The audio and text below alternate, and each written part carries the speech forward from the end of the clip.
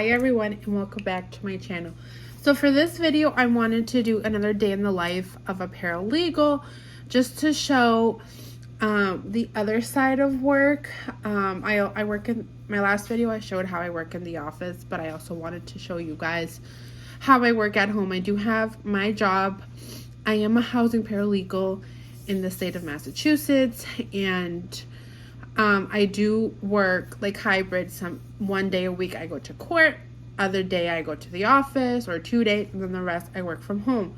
So I wanted to show you guys how my work structure for now, because my office, it's not complete, it's not how I want it, so I haven't done like an office tour for that same reason.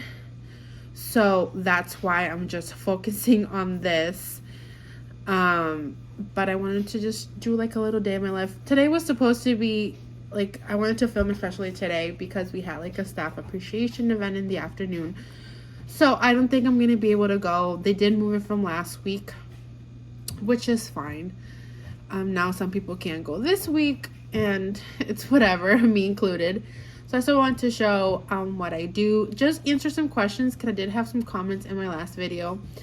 And I just wanted to not correct, but I wanted to show what I did to become a paralegal. There's different ways to become a paralegal. Some states have some requirements, have some classes, others don't. So I did want to show you what I did and how I became a paralegal and what I do. So I just wanted to make that clear that this is it. What I did isn't the only way to become a paralegal. There's other ways, but I did have some comments, so I wanted to clarify that because you know how people are on the internet. So I just wanted to let you guys know that this is what I did to become a paralegal, and this what works for me, and I like my job. I like what I'm doing. So that's like the whole intro, just like to make sure that people understand that not everyone's career is the same. We have different paths. We did different things to become a paralegal, to become whatever you guys are. So I wanted to make that sure because not everyone's going to have the same path. Go to college, go to law school, like straight.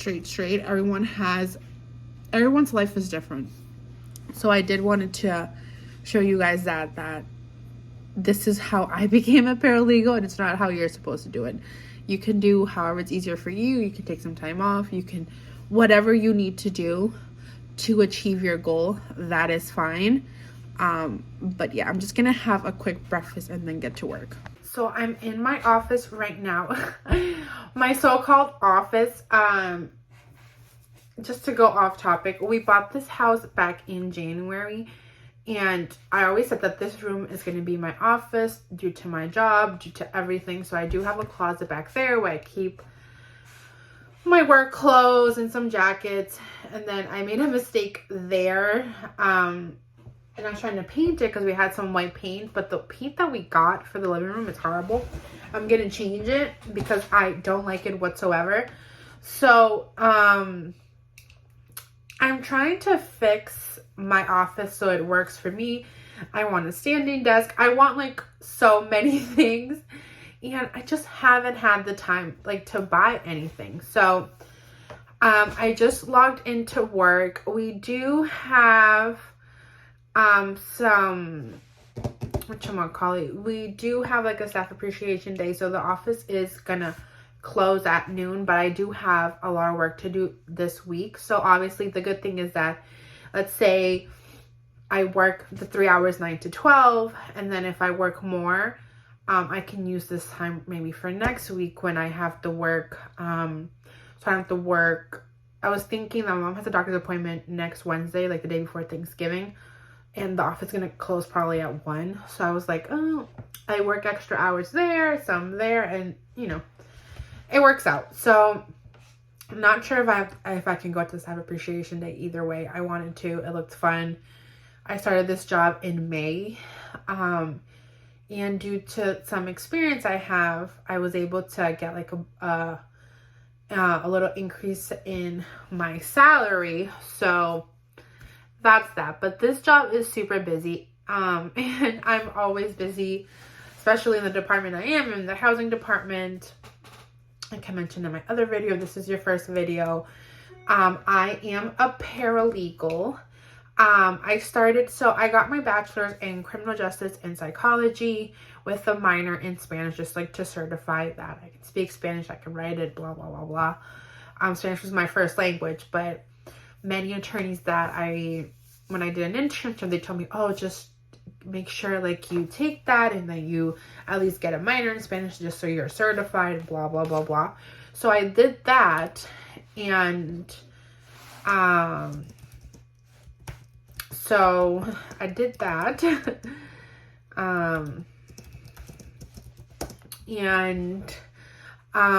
I ended up, I wanted to go to law school right after I got out of college. I didn't have any debt due to scholarships I got, so I didn't have to pay anything for college. But I knew that I wanted to start working. I did an internship in DC my spring of junior year in college. And all the professors, they were all attorneys. So we did take classes in the afternoon. And they said, no, just like take a year off and work. Well, not take a year off, but like work. Start working, get your hands on, because you do get more experience like working in a law office than law school. Like, it's sad, but it's true. So I was like, okay. But I started working that I never went to law school. So I am applying to do law school part-time. I have to finish my my law school applications, but I'm trying to do them part-time so that I can work in this job, and then so I can work and then I can go to school at night. That is the plan for fall of 2024 if I get accepted to any law school. So it's a lot, but I always wanted to be an attorney. I love law. Like, it's my passion and I love it. I love what I do, and I feel like I would be a good attorney. I do have experience in personal injury. I've been a personal injury attorney, workers' comp. I've done probate, estates, and right now I'm doing housing, which is like a whole different thing.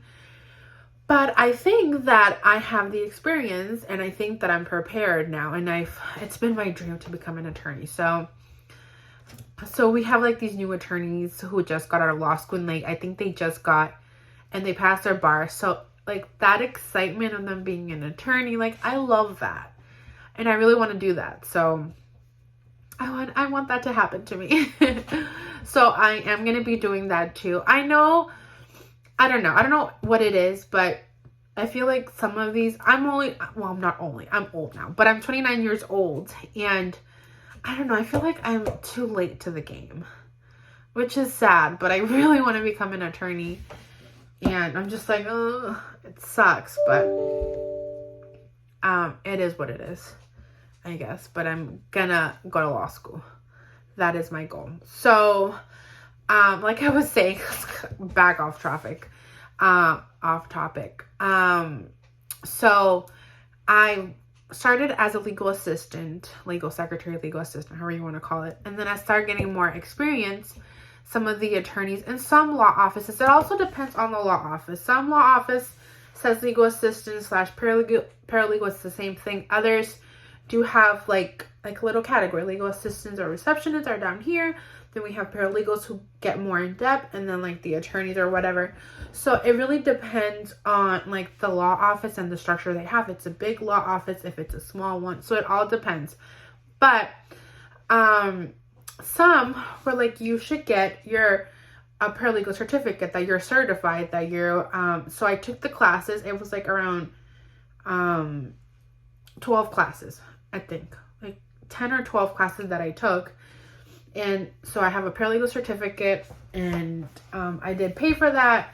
I think it depends how much it costs. It depends on, I guess, the school, the college, whatever you're getting it. It depends on how much they charge, and depending on the state, I assume. Some you can do online. I took like hybrid, some classes online, and then due to COVID, some of them were online and some of them were, in person.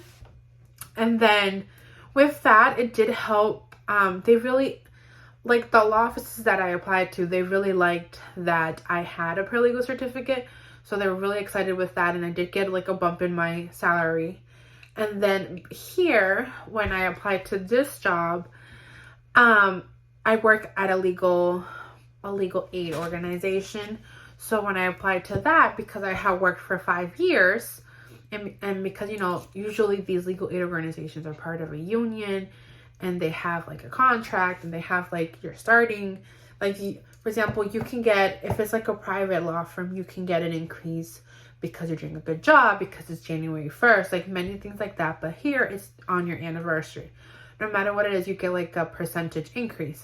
But for example, I am a paralegal. For example, there's a paralegal who started with me. He got off right off of college.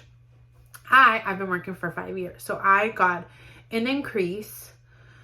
I got an increase in my salary, which is, it is a bit of a difference. Not that much, but there is a difference. It's like 5 levels. It's like by levels here, which is really weird because I've never been in a union and it's super weird, but it's like levels. So I am above him 5 levels. So, which is good. Like, it's good that they value that I have experience and I've been working. So that is like the big description. I am going to get back to work, and then I will check in with you guys when I do some things and I start scanning and do all the paperwork from court yesterday. So usually when I have court on Mondays, I have intakes that I have to scan. I have things that I have to put in the spreadsheet. So I have to do all those stuff so that I am in charge of the spreadsheets, so we don't, like, no cases fall through the cracks. It's always good that you have that and you have the organization, because there's a lot of cases that you get on a daily basis. So I do like to be on top of that. So I'm going to start organizing like all of that, and then I'll check in a few.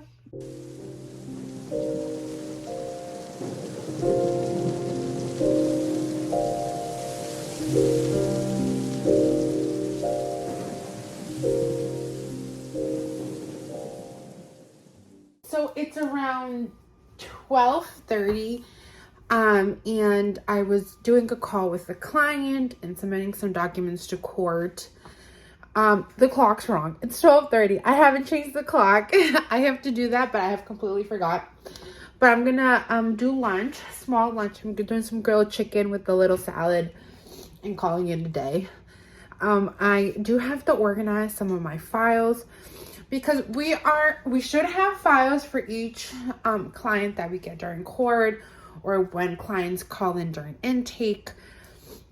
So I like to organize the ones that we get from court. They're like these yellow legal folders, and then the ones that we could call like on intake and we get an email, I do like the normal, they're called beige folders. So I like to organize. I like to make file labels. I do have like OCD, so that's why like my office is starting to not piss me off, but I don't like it. I have some things that I have to do. I got a shipment that I got of like sweaters, and then some things I'm gonna put away that was like fall and summer, so I have to put that away. So it has been stressing me out, but I just don't have the time.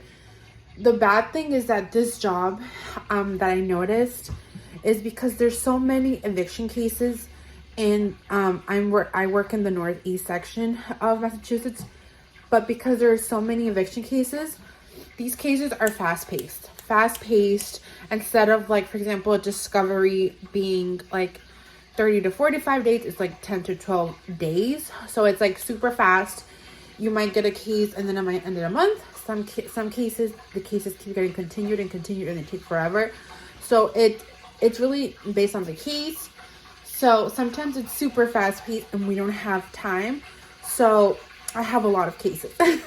So I did what I could today. I opened some cases. I sent them to like our administrative email. That's how we open cases. Like each law firm has its own procedures, how to open cases, what software they use. So I was doing that, but so hectic, and I'm like cold today. I have like so much to do this week. So yeah, that's what we have so far. But I'm just gonna have lunch and then work a little bit more, and then maybe I'll show you guys the staff event that I'm going to. Everyone, so I'm in a different angle. Each clip I'm adding is different angles of my so-called office for now.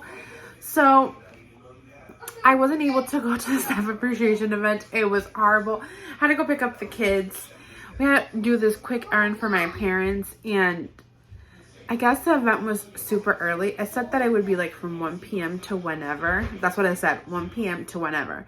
But then when I was gonna go like around 3:30, it's 40 minutes away from my house. And when I was gonna go, they said that the people were leaving. So I was like, I am not gonna drive 40 minutes and then be there for 15 or 20 minutes and then leave. It's pointless. So I was really mad, but it is what it is. I had to work a little bit longer than usual, which is, I think that's the bad thing. I work and I just have so much work to do. And because cases are so fast paced and we have meetings, like on Thursdays, I have like 4 to 5 hour meeting, just one meeting going over cases for the following week. And then every 2 weeks, we have like meetings, like all 3 offices. So it is a big hectic, and like I prefer getting work done. I know I prefer getting work done and then missing an event. I have to think about some of these tenants are going through so much, and it's just like they're getting evicted sometimes for not even a reason. And some of them are either sick, they need a good house or whatever it is. So it's really, really hard for many of these people to get evicted. Sometimes it's the first time, sometimes they live alone, or they have like 2 or 3 kids, they have disabilities. This is, I don't know, I've done personal injury when people get hurt, they can't work. Like, I understand that aspect, but when it's like your home, it's completely different in my opinion. I know that sometimes I don't understand how some tenants can go months without paying rent, like just because they don't want to. But then there's other cases when people are really in need, and it's really unfair, or sometimes landlords take advantage. As I've also seen that tenants take advantage of landlords. It's just like a whole different aspect of law that I was never used to, and I've never thought about it. So it's really interesting. Each case is different. Sometimes we can help them, sometimes we not. The bad thing in my opinion, not even the bad thing, but due to like limited resources, we can't help every case. We can sometimes win some time for these tenants, because there's a process that needs to be followed. And some of these tenants who don't get legal advice from us, who aren't aware of their rights, they forfeit those rights, or in some cases they just don't know what to do, what the steps are, that they need to file answer and discovery, that they have rights, that they can put their back conditions. Like, it's so many things, but it needs to be done in so quick that it is what it is. It is sometimes hard. This job is hard. I love what I do, but it's super hard. So if you guys have any questions, please leave any questions down below. You guys can DM me on Instagram, which is everything is Elianaplans. My email, anything you guys have questions. Like I said, this is how I became a paralegal. This is what I do, but there's many other things that other people do that they don't. So I'm just not trying to say that this is the right way to do it. This is how I did it. But that is it for this vlog. Thank you guys so much for watching. If you like this video, please don't forget to give it a thumbs up. If you're not subscribed, please do. And I'll see you guys next time. Bye.